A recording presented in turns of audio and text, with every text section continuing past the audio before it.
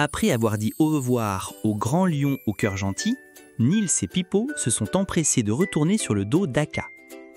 Le petit sac de poussière magique était bien attaché à sa ceinture. « Une larme de dragon, au bout du monde !» a dit Nils, les yeux pleins d'excitation. C'était la dernière étape de son grand voyage.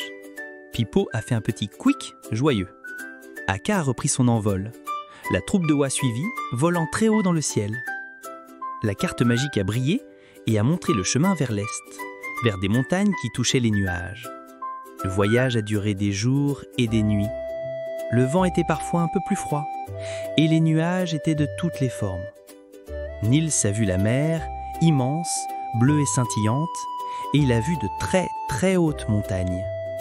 Après un long vol, ils ont aperçu un nouveau pays. Un pays qui n'était pas vert et doux. Ce pays était fait de rochers sombres, de grandes montagnes pointues et de volcans endormis. De la fumée sortait de leurs sommets comme de grandes cheminées.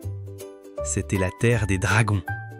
Nils a regardé avec un peu de peur, mais aussi avec beaucoup d'émerveillement. C'était un pays impressionnant. Il a vu de grandes traces de pattes sur le sol. Des bruits sourds et graves, comme des ronflements lointains, résonnaient dans les montagnes. Des rochers noirs brillaient, comme s'ils avaient été chauffés par un grand feu. Aka a dit à Nils : « Ici, il faut être très prudent. Les dragons ne sont pas toujours méchants, mais ils sont très puissants.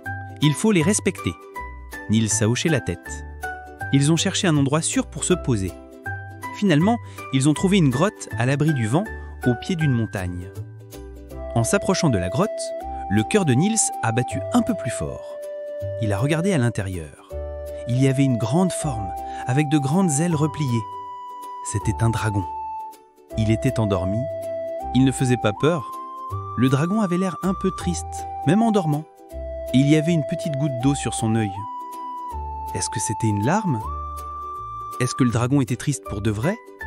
Comment Nils va-t-il faire pour récupérer cette larme ? Pour le savoir, écoute vite le prochain épisode.